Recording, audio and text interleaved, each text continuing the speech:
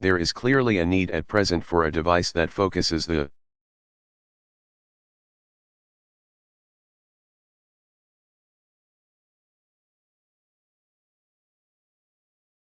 attention of the country on the study of the history of its black citizens.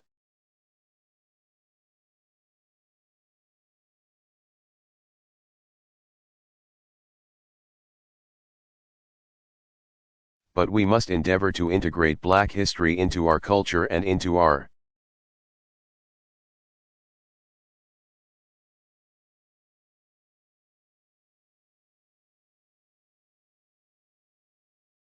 curriculums in ways in which it has never occurred before, so that the study of black history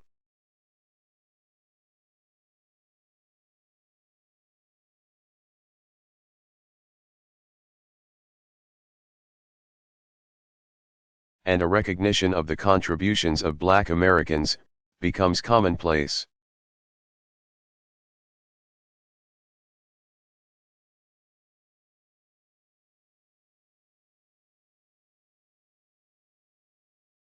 Until that time, black history must remain an important, vital concept. But we have to recognize that until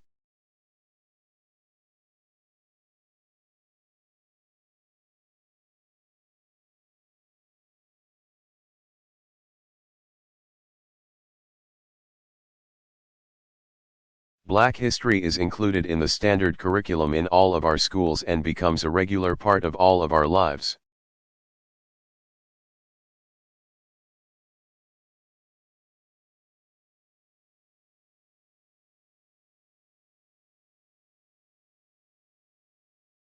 it will be viewed as a novelty, relatively unimportant, and not as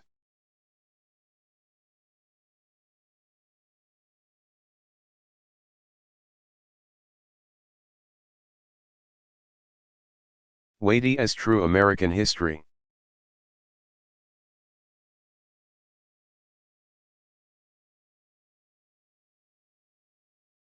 I, like many in my generation,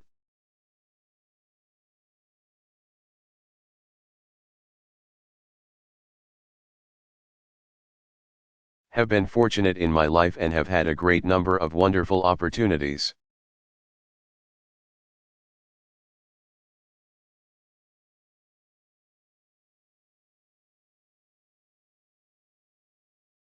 Some may consider me to be a part of black history.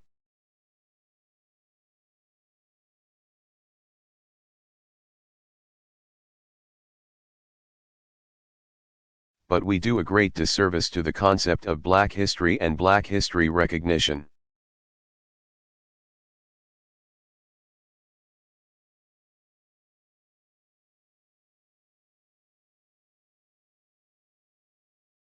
If we fail to understand that any success that I have had, cannot be viewed in isolation.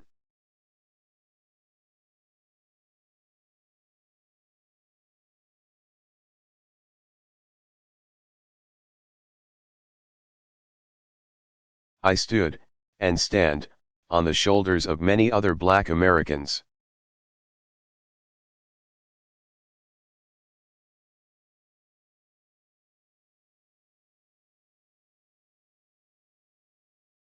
Now, admittedly, the identities of some of these people, through the passage of time,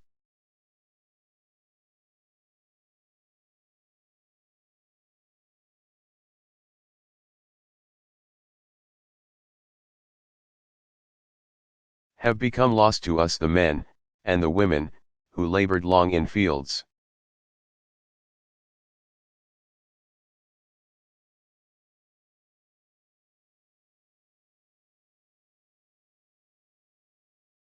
who were later legally and systemically discriminated against, who were lynched by the hundreds in the past.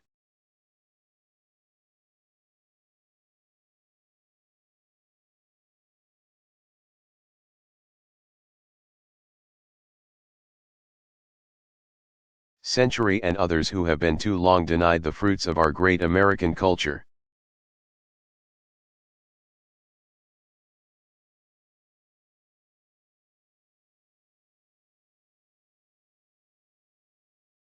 The names of too many of these people, these heroes and heroines, are lost to us.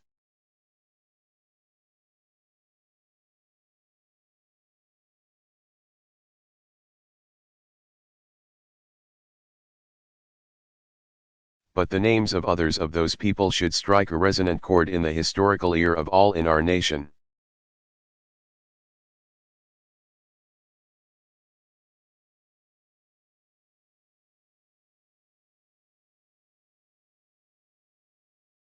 Frederick Douglass, W.E.B. Du Bois, Walter White, Langston Hughes.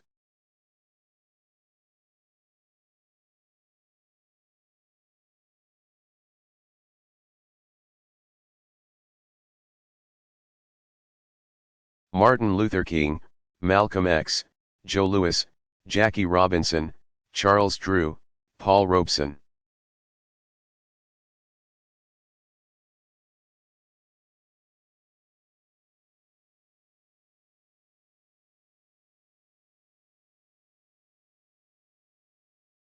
Ralph Ellison, James Baldwin, Toni Morrison, Vivian Malone, Rosa Parks, Marian Anderson, Emmett Till.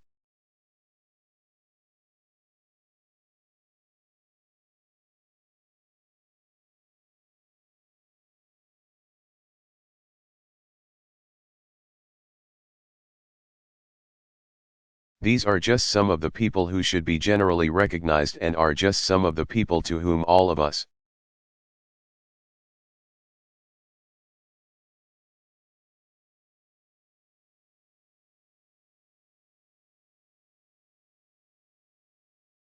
black and white, owe such a debt of gratitude.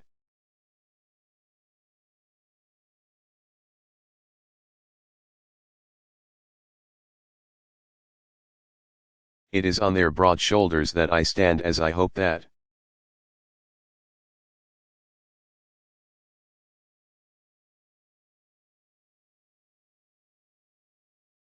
others in the future will stand on my more narrow ones.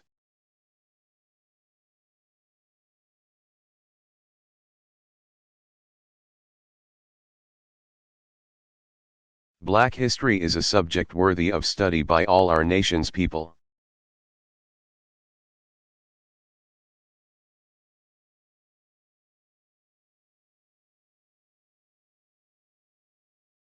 Blacks have played a unique, productive role in the development of America.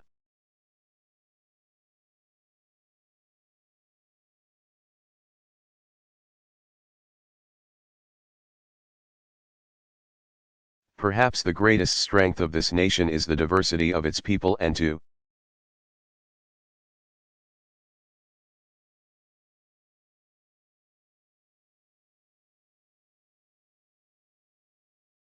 truly understand this country, one must have a knowledge of its constituent parts.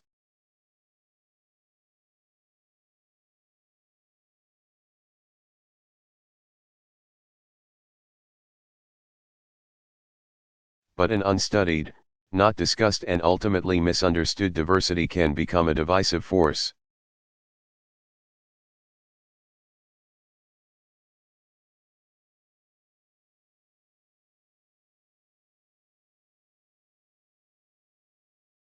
An appreciation of the unique black past, acquired through the study of black history,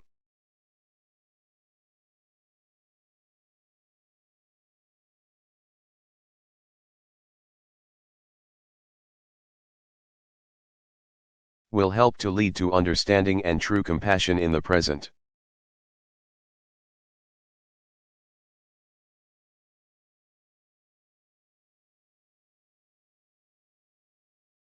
Where it is still so sorely needed, and to a future where all of our people are truly valued.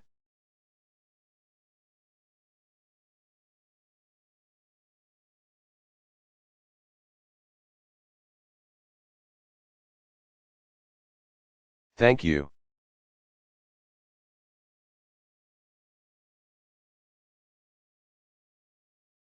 Eugene Debs.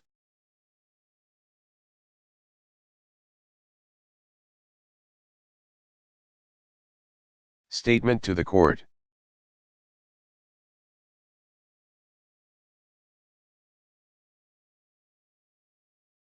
Delivered 14 or 18 September 1918, Cleveland, Ohio.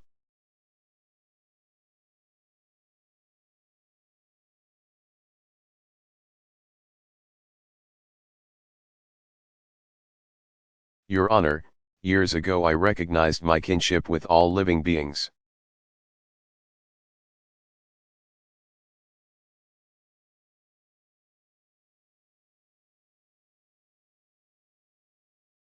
And I made up my mind that I was not one bit better than the meanest on earth.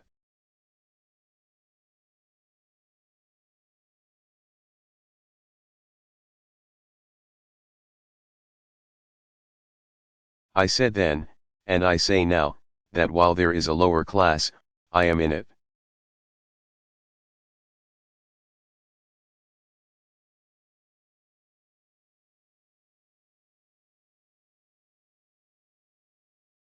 And while there is a criminal element I am of it, and while there is a soul in prison, I am not free.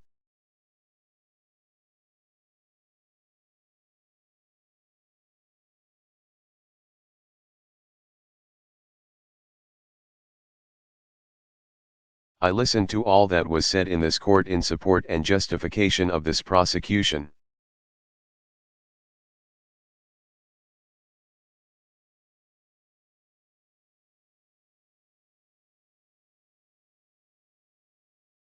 But my mind remains unchanged.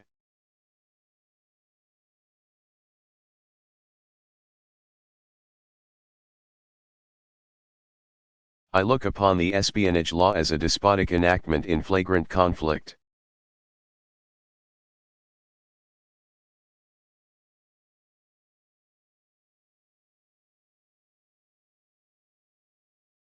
With democratic principles and with the spirit of free institutions.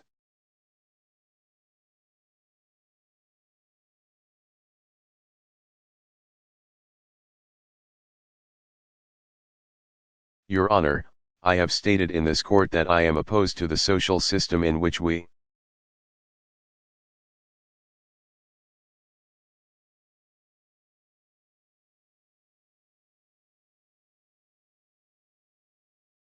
live. That I believe in a fundamental change, but if possible by peaceable and orderly means.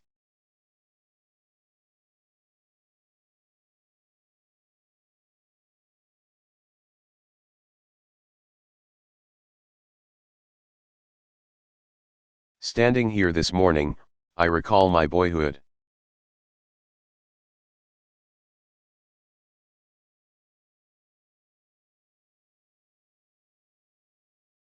At 14 I went to work in a railroad shop.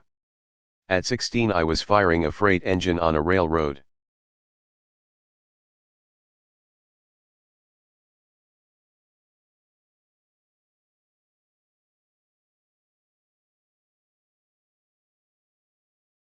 I remember all the hardships and privations of that earlier day.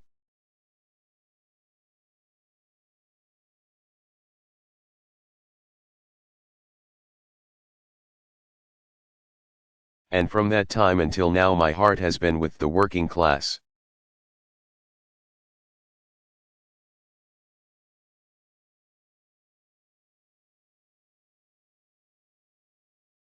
I could have been in Congress long ago. I have preferred to go to prison.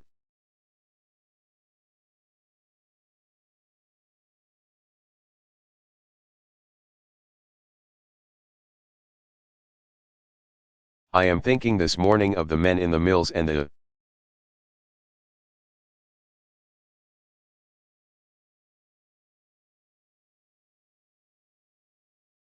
factories, of the men in the mines and on the railroads.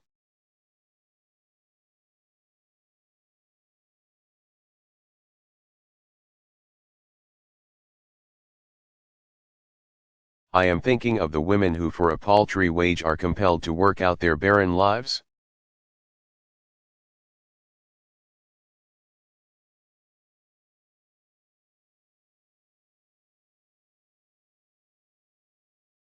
Of the little children who in this system are robbed of their childhood and in their tender years.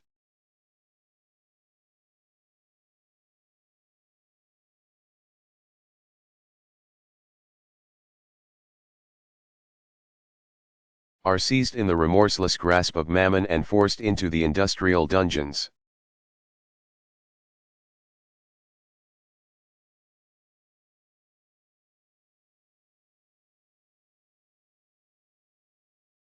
There to feed the monster machines while they themselves are being starved and stunted, body and soul.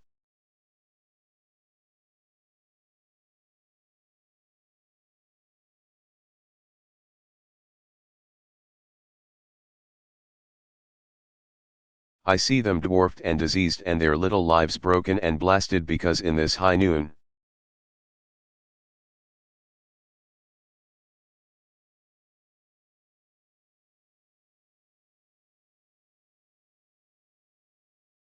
of Christian civilization, money is still so much more important than the flesh and blood of childhood.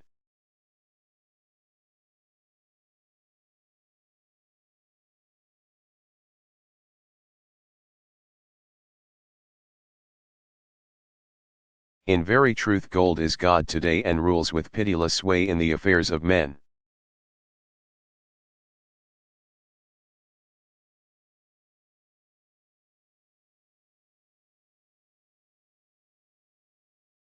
In this country, the most favored beneath the bending skies, we have vast areas of the richest and most fertile soil.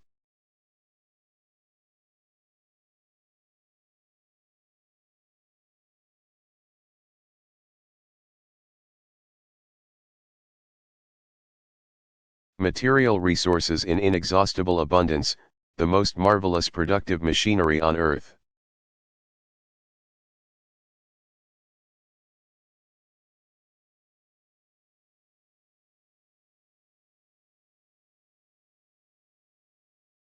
And millions of eager workers ready to apply their labor to that machinery to produce in abundance for every man.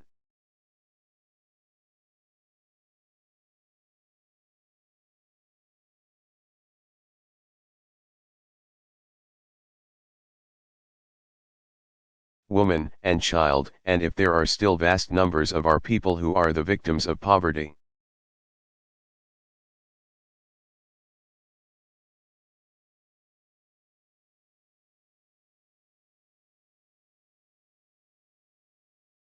And whose lives are an unceasing struggle all the way from youth to old age.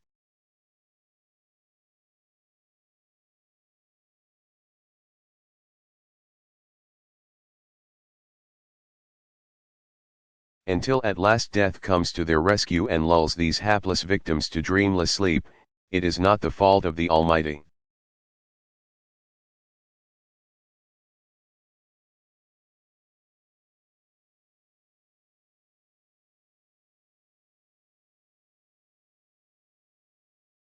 It cannot be charged to nature, but it is due entirely to the outgrown social system in which we live that ought.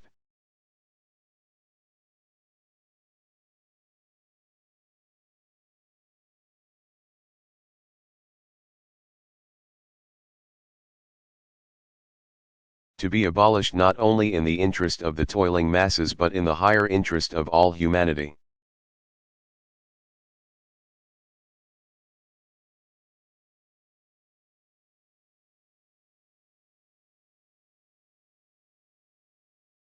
I believe, Your Honor, in common with all socialists,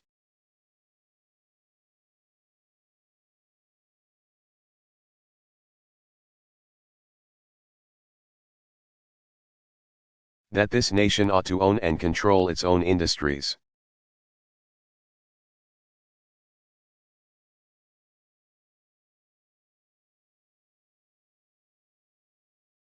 I believe, as all socialists do, that all things that are jointly needed and used ought to be jointly owned that industry.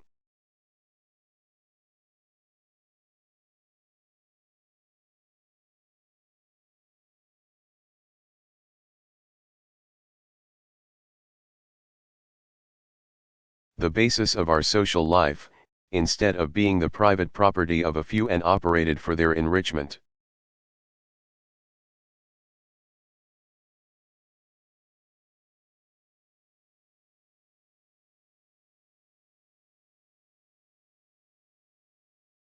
Ought to be the common property of all, democratically administered in the interest of all.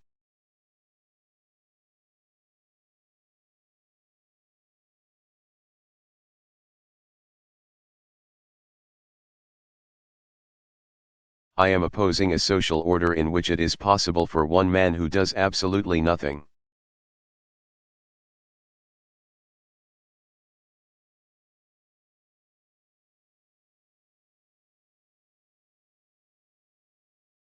That is useful to amass a fortune of hundreds of millions of dollars.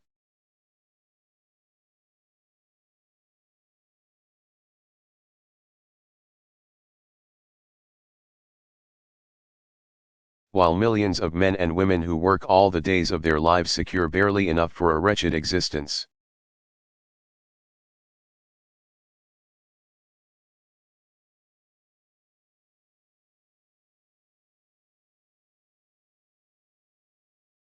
This order of things cannot always endure.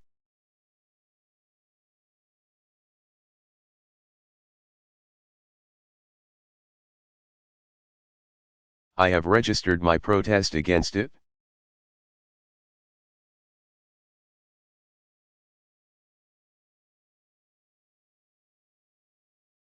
I recognize the feebleness of my effort, but, fortunately, I am not alone. There are multiplied thousands.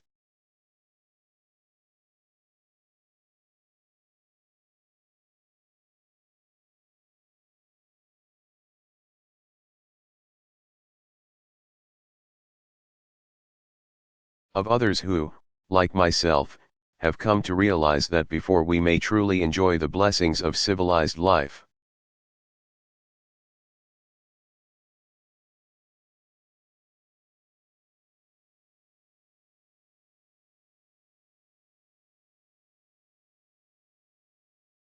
we must reorganize society upon a mutual and cooperative basis. And to this end we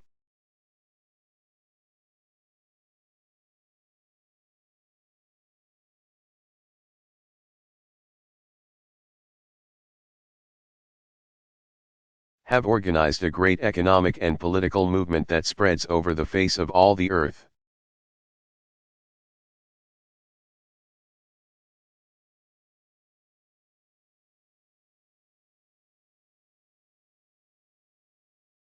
There are today upwards of 60 millions of socialists, loyal,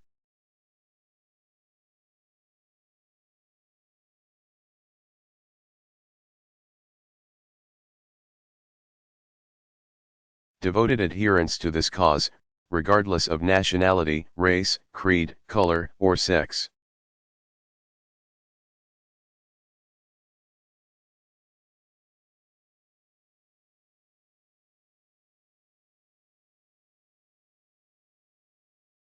They are all making common cause. They are spreading with tireless energy the propaganda of the new social order.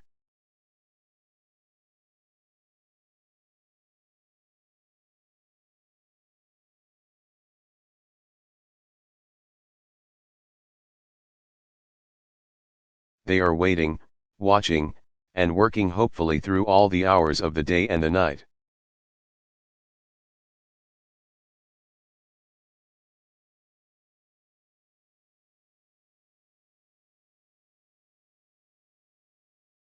They are still in a minority.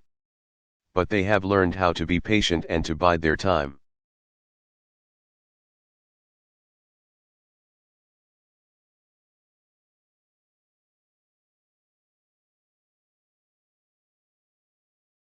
They feel they know, indeed, that the time is coming, in spite of all opposition, all persecution.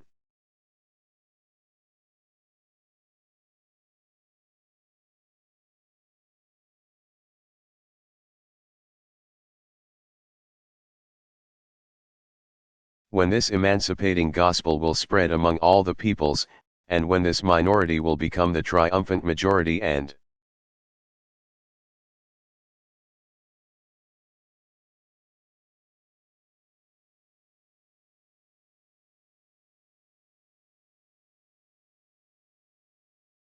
sweeping into power, inaugurate the greatest social and economic change in history.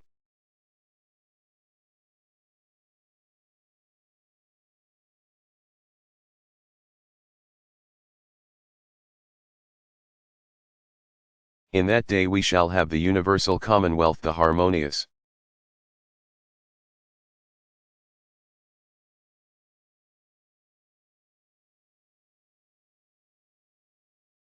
Cooperation of every nation with every other nation on earth.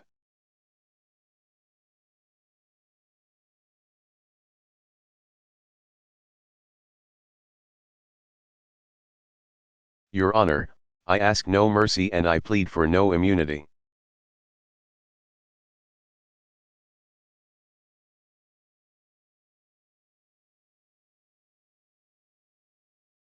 I realize that finally the right must prevail.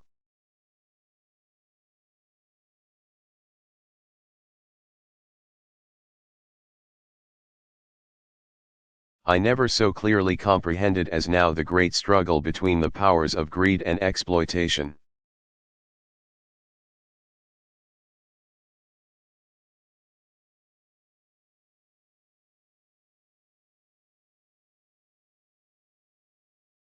On the one hand and upon the other the rising hosts of industrial freedom and social justice.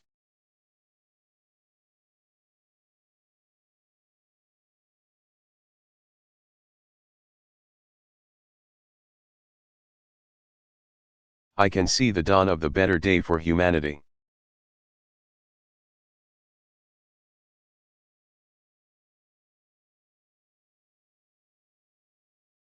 The people are awakening. In due time they will and must come to their own.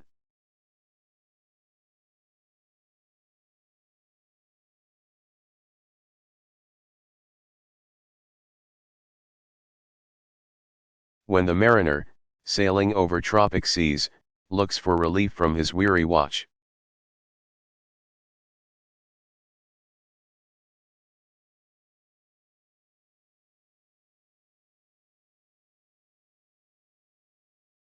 He turns his eyes toward the Southern Cross, burning luridly above the tempest-vexed ocean.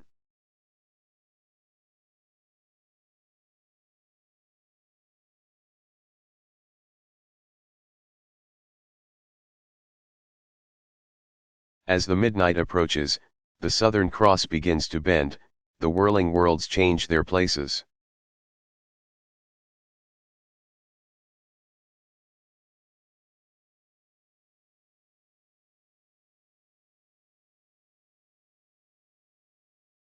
And with starry finger points the Almighty marks the passage of time upon the dial of the universe, and though no bell may beat the glad tidings.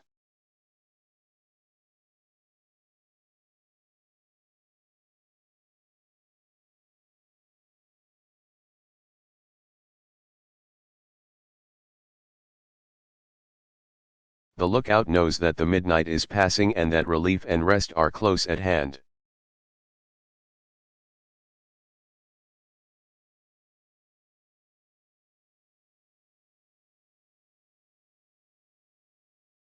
Let the people everywhere take heart of hope, for the cross is bending.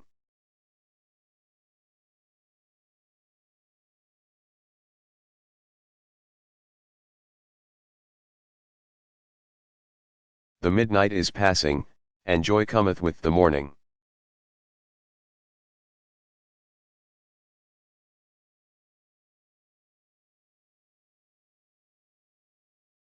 I am now prepared to receive your sentence.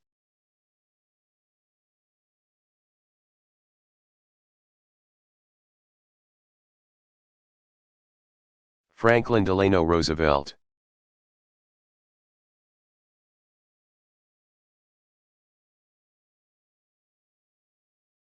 The great arsenal of democracy.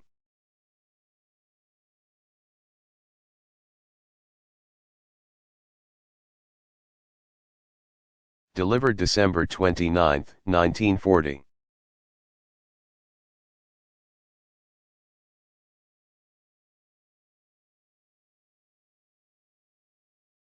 My friends.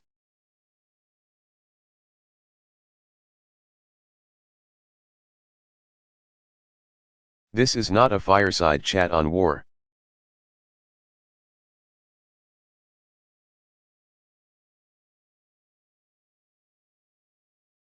It is a talk on national security, because the nub of the whole purpose of your president is to keep you now.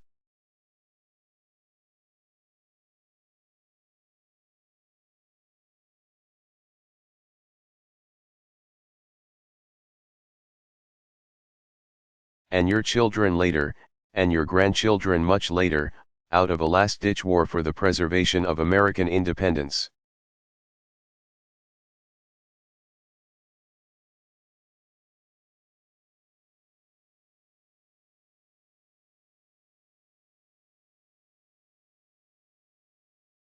And all of the things that American independence means to you and to me and to ours.